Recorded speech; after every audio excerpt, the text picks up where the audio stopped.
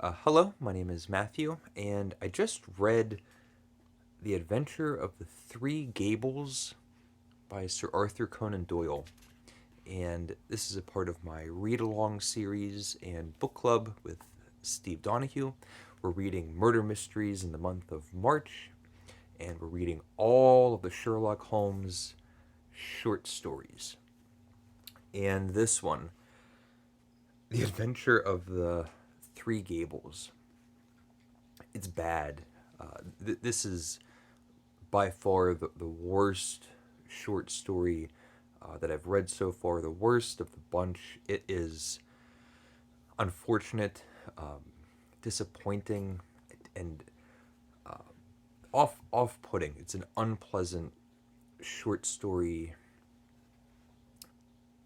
to read, and I think I've mentioned before, or maybe implied before, that many of these short stories are fairly representative of the whole body of work.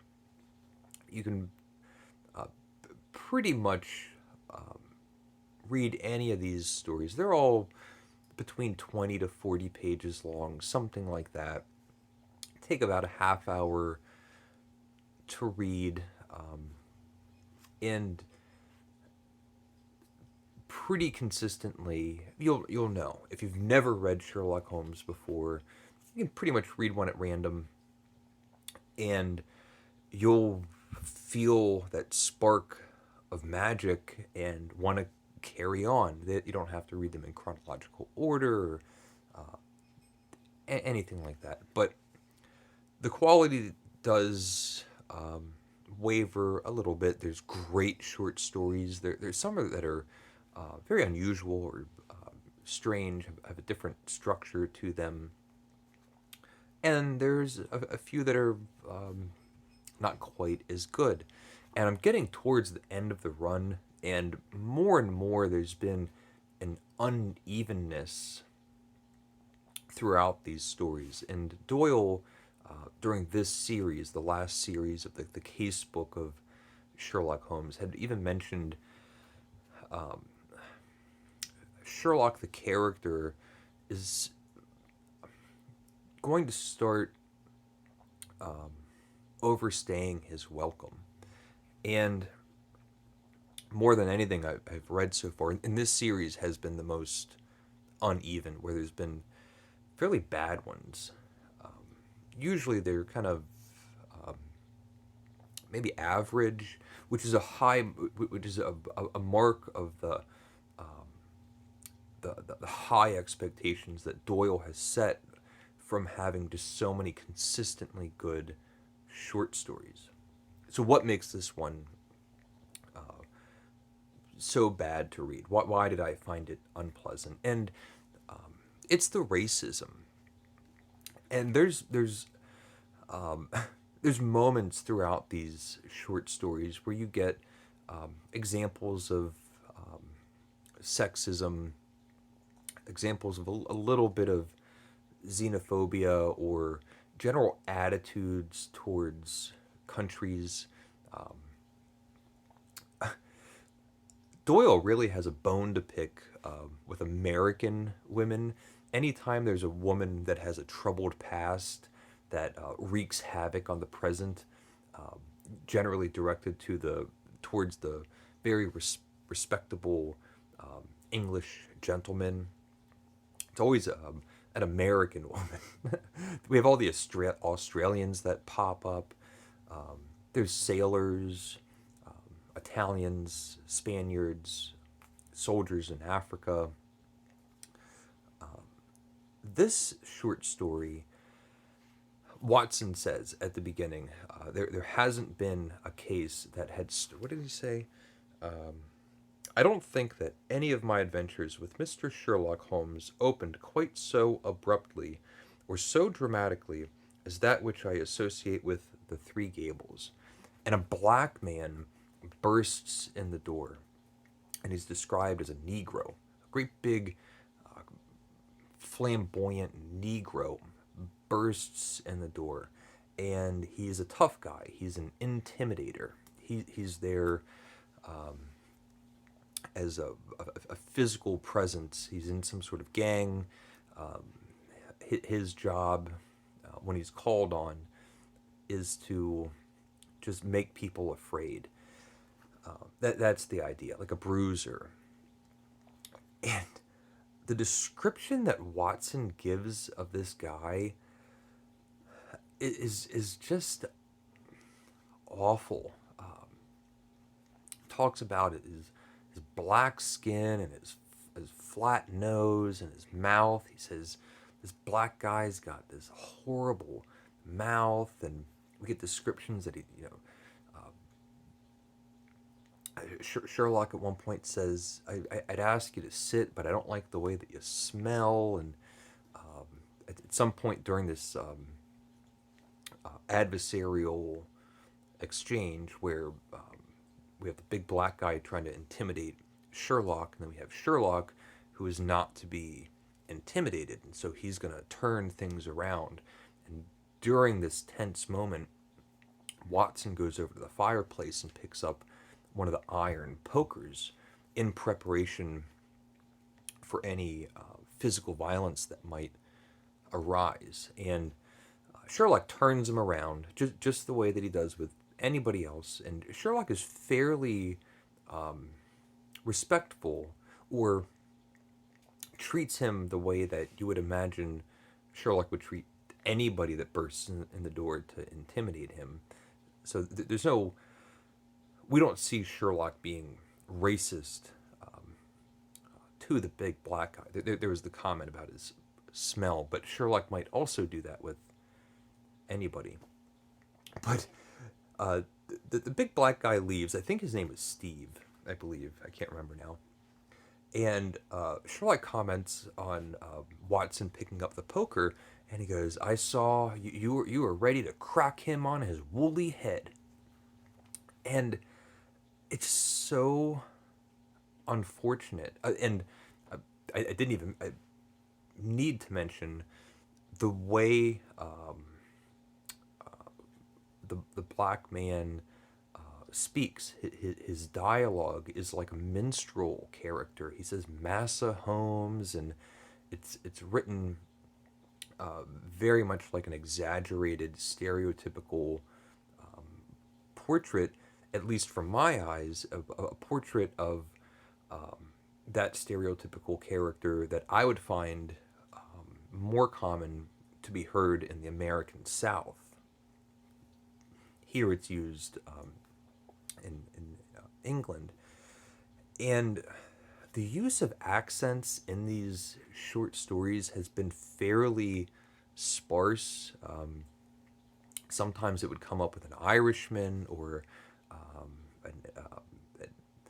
an Englishman that has a Cockney accent. There was even, I believe, a sailor was telling a story, and Watson, the biographer, chronicling these stories, even makes a point to say to the author, or say to the reader, I cleaned up the prose in order to tell the story. And in this case, it's exaggerated. The way that this black guy speaks is exaggerated. And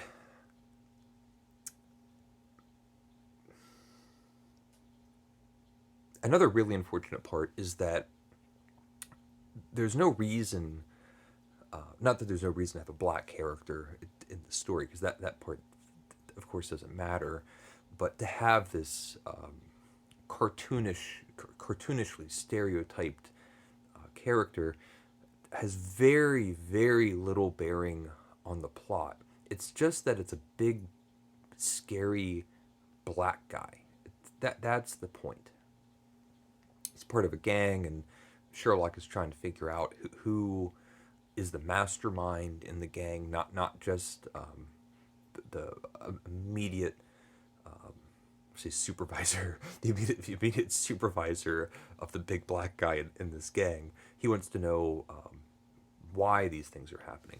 And then the premise of the story. So when we get to the mystery, it's also unfortunate that it's kind of interesting.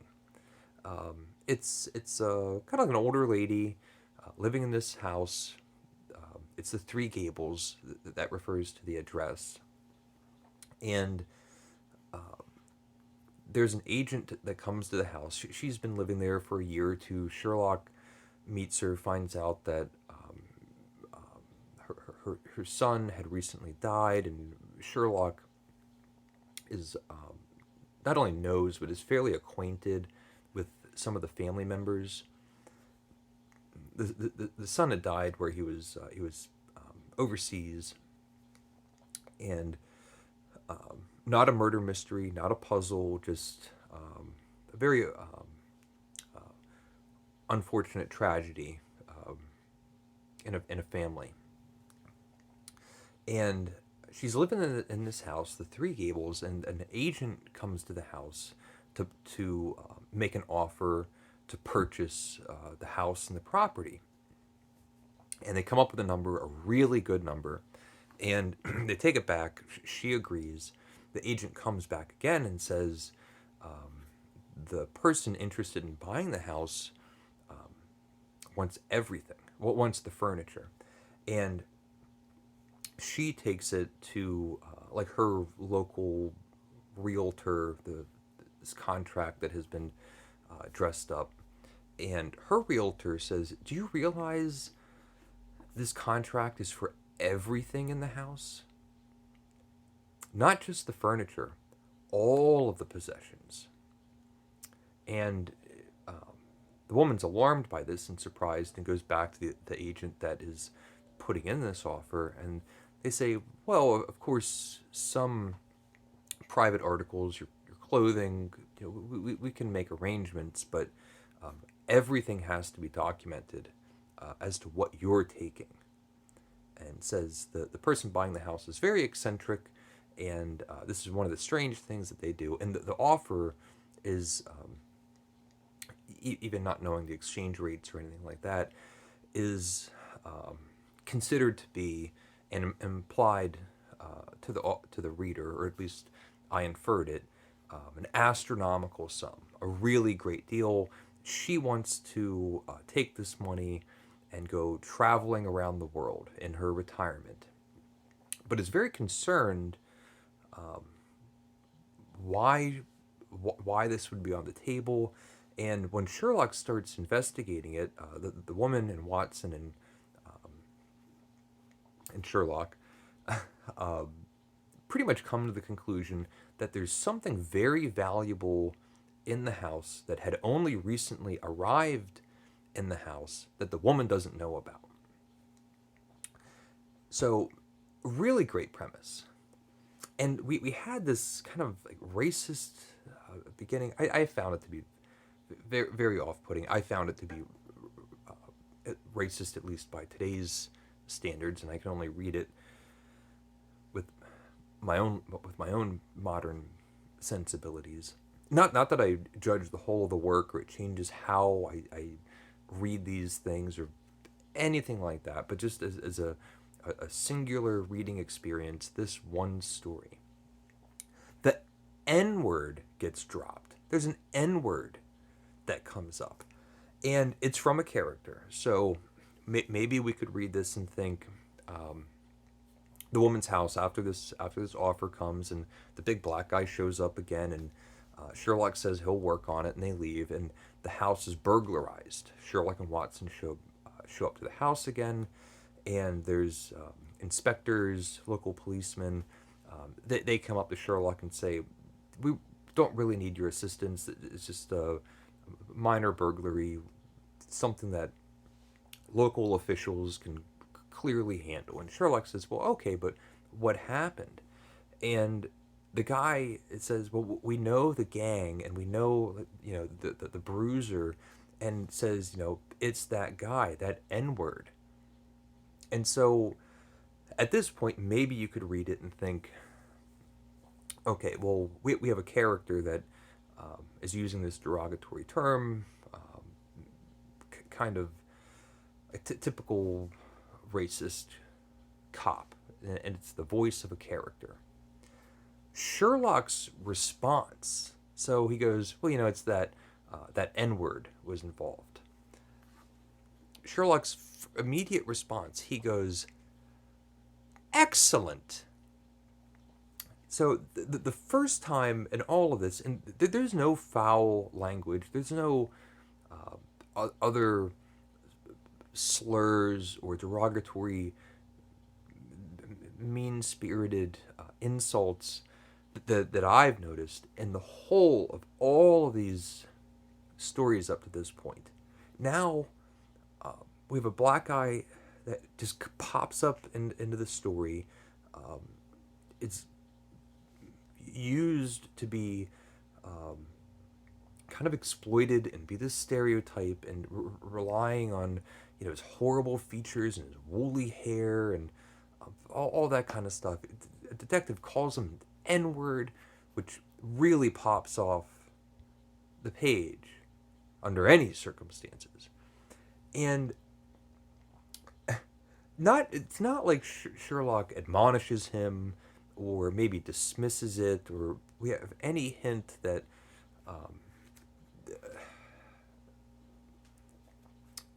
it wasn't right, or if anything like that. The response is excellent. It's now the first short story that I've come across that I wouldn't recommend, even if someone had read a whole bunch of short stories. I said, well, I think I've read them all. I haven't read this one. I would say, probably skip it. Now, okay, so there's issues that I have with racism in the story. If we could remove that from the critical evaluation and think, okay, these stories have mysteries to them, and we have a great premise. So, what about the mystery, the case, and the solution? And it falls on both counts. One is realizing the racism, this kind of exploited black character in the story was unnecessary. Didn't need to be there. We didn't have to have a detective using the N word in a Sherlock Holmes short story. And then Sherlock's deductions and the solution of the story just wasn't all that clever or plausible. Him figuring it out wasn't all that brilliant. And it would have been just a fairly average short story. And I've come across this a few times where it seems like there's a great premise, and now Doyle is trying to. The premise would be what the mystery is, what the crime was, or the indiscretion, whatever kind of puzzle, the impossible situation that Sherlock has to unravel. Sometimes it seems like Doyle figures that part out and then works around it. And sometimes it's done masterfully, and you really get a buzz. Sometimes it's far-fetched. Sometimes it's so left field that even though it can be a good story, you think, well, I didn't have any skin in this game. The reader's so impossibly far removed from any of the information that's given, makes it a little bit less fun. And that's this story. The way it kind of unravels, we do get clues throughout. It involves the son that had died, and a woman that he had met, and there was recently his belongings that were brought back to the house. That was those are the packages that came back. But this isn't Sherlock pulling out of a plaster statue that black pearl, which was just absurd and brilliant. It's not that. It's a manuscript, and